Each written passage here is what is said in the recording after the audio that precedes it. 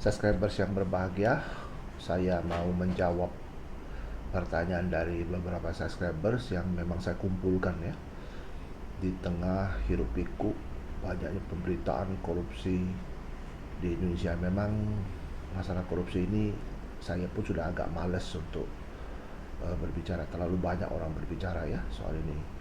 Namun mungkin ada satu hal yang sangat menarik. Pertanyaannya begini buat saya itu, dari sekian banyak pertanyaan dari subscribers yang bertanya yang ini yang menarik ya. Pertanyaan gini, Pak, bagaimana Pak metode yang paling ampuh untuk melawan korupsi ini, gitu kan? Nah, pemerintah kita ini kan sebenarnya kan dari awal uh, dari pemilu lah, kalau janji bahwa berantas korupsi ya, terus sudah jadi lantas korupsi ini kok bukannya makin makin reda, maka malah makin marak ya, makin banyak gitu ya, yang kita tahu itu rahasia umum lah gitu. Nah, pertanyaan dari subscribers ini bertanya bagaimana metode yang paling pas itu. Sebenarnya kalau mau korupsi itu tidak hanya diselesaikan di hilir, harus hulunya dulu dibetulin gitu loh.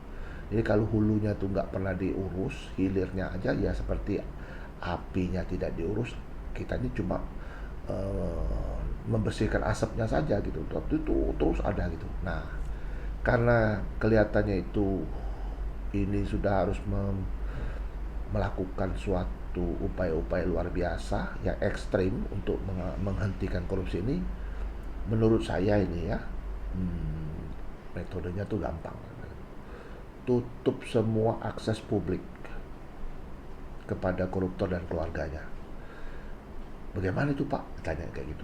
Ya, KTP dicabut, semua transaksi keuangan di bank ditutup semua, keluarganya dimiskinkan, dia hanya ditaruh di satu tempat seumur hidup di sana, kerja sosial tidak lagi terbatas, tidak ada lagi yang namanya akses publik yang bisa dilakukan. Jadi pelayanan publik semua putus gitu ya. Kalau mau ngurus KTP sudah tidak bisa, mau membeli tiket kapal terbang nggak bisa, mau beli rumah apa lagi, mau beli apa-apa nggak bisa lagi, karena nanti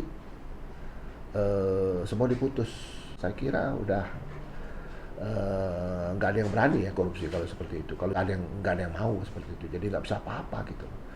Dan pemerintah juga harus membuat undang-undang seperti sering didengung-dengungkan ya. Dulu Pak Mahfud MD pernah ngomong juga tuh, pembatasan uang kartal. Jadi uang kartal itu ya dibatasi, transaksi itu maksimal misalnya 500.000 atau 1 juta maksimal, itu tidak boleh lebih dari situ, harus melalui sistem perbankan ya, melalui digital semua.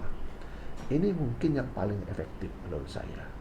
Jadi si koruptor itu ya jangan ditembak mati kan nanti seperti di Tiongkok itu tembak mati ya, itu nanti melanggar HAM, itu banyak perdebatan. Nggak usah ditembak mati, cukup dilakukan pemutusan layanan publik kepada yang bersangkutan. Jadi yang bersangkutan tidak bisa lagi melakukan apa-apa. Nah, ini yang mungkin yang ditakuti oleh, ada efek deterennya oleh para koruptor itu. Kalau cuma di penjara aja, saya kira ya nggak akan ada ininya, nggak ada akan akhirnya seperti telur sama ayam aja gitu, terus saja seperti itu menurut saya ya. Mudah-mudahan apa yang saya sampaikan ini telah menjawab pertanyaan dari beberapa subscribers yang bertanya dengan saya tentang korupsi. Sebenarnya saya tidak mau bicara lagi soal korupsi. Korupsi itu kan terlalu banyak sudah ya, dari pemberantasannya, dari cara-cara itu para penegak hukum itu sudah bukan main bekerja keras ya untuk menegakkan kasus-kasus yang berkenaan dengan korupsi. Saya tidak mau bicara itu lagi. Cuma itu kira-kira metode yang paling pas. Tutup akses ke publiknya, tidak bisa lagi apa-apa. Terima kasih, tetap semangat dan sukses.